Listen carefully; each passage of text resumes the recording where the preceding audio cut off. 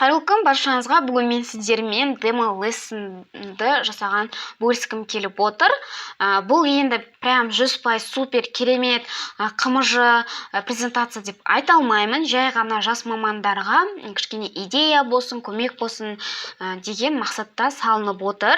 Өзім де жас маманмын. Әрине ішінде қателіктер болуы мүмкін, жетіспейтін методикалар болуы мүмкін. Егер ұнап жатса, бір ақылыңыз болып жатса, комментарийға жазып кетіңіз, мен міндетті түрде оқимын.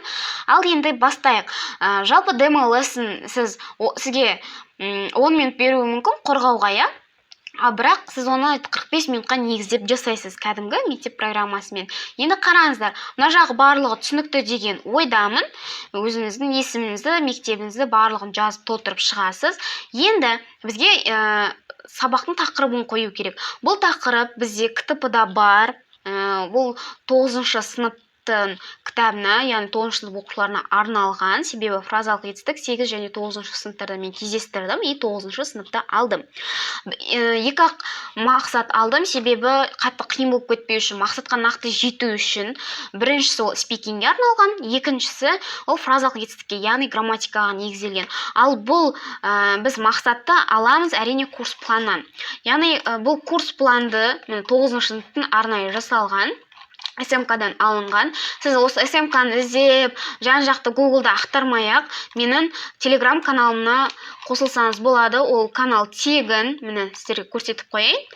Telegram каналының ішіне тіркеліңіздер. Мен қазір описанияға ссылкасын қалдырамын. Осы жерден қажетті мұғалімдерге, ағылшын мұғалімдеріне арналған бүкіл кітаптарды, осы курс пландарды, жаңалықтарды алып қарап отырсаңыздар болады. Ары қарай кеттік. Осы сабақтың мақсатына сәйкестендіріп жазасыз, оны бәріміз білеміз. Ары қарай beginning. Енді сабақты бастаған кезде өзіңіз қалай бастағыңыз келеді, жазып шығасыз. Мына жаққа студенттердің, оқушылардың белсенділігін, мына жаққа бағалауын және ресурстарды міндетті түрде толтырып отырыңыздар. Ол өте әдемі көрінеді. Енді сабақ 45 минутқа грамматикаға бағытталғандықтан мен сразу грамматиканы бастап кеттім. Яғни фразалық етістіктің осы жерде ережесін айтып беремін. Және мына жаққа ссылкасын қалдырдым. Мен қай жерден алғанымды бұл ережені, себебі авторлық құқықты бұзғым келген жоқ. Және карталарды қолдансаңыз болады. Осы ережені оқып атқан кезде, түсіндіріп атқан кезде арасында белсенді балалар болады, сабаққа қатысып отырған балалар болады. Соларды бағалап, оларды мақтап, сабаққа деген қызығушылығын арттырып отырамыз осындай бағалаумен. Енді дәл осының мен презентациясын көрсетейін, слайдты. Ең бірінші бетке осылай жазып қойым, себебі бұл мен өрлеуге өткізетін болғандықтан, шатасып кетпеу үшін, барлығымыздың жұмысымыз ұқыпты болған үшін. Енді мына жаққа міндетті түрде оқушылар көру керек, біздің сабағымыздың мақсатын, қандай нәтижеге жететінімізді.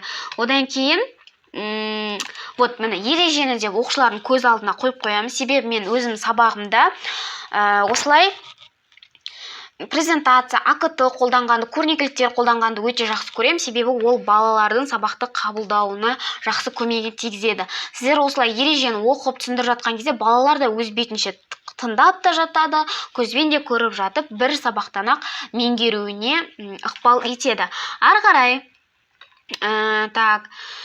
енді біз қымыжының екіншісіне барайық, иә?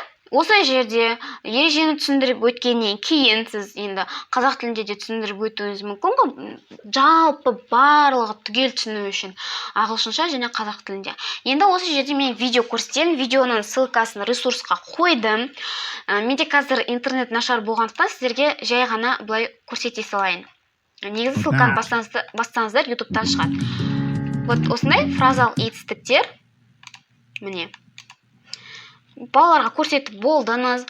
Енді ары қарай уже тапсырма береміз. Тапсырма бермес бұрын осы видеоны, ережені балалар қаншалықты қорытты, соны білу мақсатында сіз презентацияның ішіне осындай кішігірім ойын қоссаңыз болады. Мысалы, кам дегенде балалар мына фразалық етістіктермен біріктіріп, кішігірім сөйлем құрайды. Ал мынау кітапта бізге берілген фразалық етістіктер, яғни осы сабақта осыларды қолдануымыз керек. Қысқаша ауызша айтып өтеді спикингті дамыту үшін. Келесі бізде тапсырма. Міне тапсырмамыз тұр. Бұл кітаптан алынған. Міне Excel'ді 9-шы кітапта қай жерде бәрін нақты жазып кетіңіз. мысалы 105-ші бет, 6-шы жаттығу деген сияқты. Мен бұны жеке жұмыс қылып алдым. Қандай жұмыс бересіз, солай бағалайсыз, яғни мысалы жеке жұмыс жеке бағалайсыз деген сияқты. Енді мұғалімнің шеберлігіне байланысты ол оқушыға топпен бере ме, жеке бере ме, қалай бағалайды, ол сіздің методикаңызға байланысты. Міне оны да мен тақтаға шығарып қойдым оқушыларға қалай болатынын. Себебі маған осылай ұнайды, өте ыңғайлы.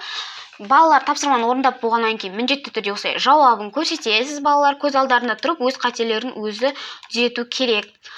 Келесі тапсырма, келесі тапсырма бізде worksheet. Яғни мұғалімнің несіне мен толық жауабымен қалдырдым, ал оқушыларға берілген тапсырманы. Бұл да жеке жұмыс. Мына жақта осы тапсырманың ссылкасы, қайдан алдым деген сияқты. Себебі кітапта бізде өте аз болған берілген тапсырмалар. Сол үшін біз интернетті қолданатын боламыз. Қарай, бұны неге барлығын мен презентацияға қойдым? Себебі қымыжы сізге ғана көрінеді. Ал оқушылардың көзіне де көріп тұрған жақсы, сол үшін мен бүкіл тапсырманы осылай презентацияға енгізіп қойдым. Яғни тақтада көрініп тұрады. Балалар осыны толтырып шығады, одан кейін оның толық жауабы балалар тексереді. Бұны өзіңіз білесіз, топпен, әлде жеке. Келесі, бізде үшінші фразалық етістікке байланысты ойын, наны бассақ ойын шығады. Ол міне мына жақта да бізде тұр. Бұны мен тоже жеке қылып жібердім. Енді өте асығыс жасалған қымыжылардың бірі болды.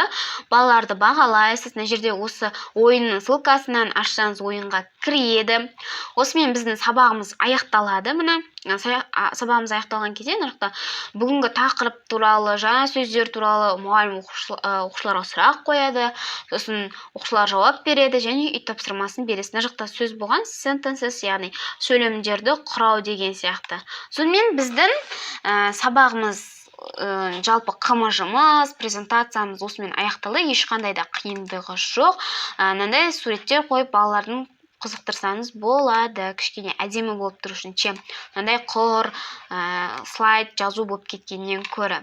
Жалпы сол алдағы уақытта сіздерге бұдан да күшті ашық сабақтарымның қымыжыларын, тағы да басқа жасаған дүниелерімді бөлісіп отыратын боламын. Каналыма тіркеліп кетіңіз, пікірлеріңізді қалдырыңыздар. Міндетті түрде Telegram каналға тіркеліп алыңыздар және менің Instagram парақшама да тіркеліп алсаңыздар болады. Ол жақта да пайдалы ақпараттармен сіздермен бөлісіп отыратын боламын. Goodbye.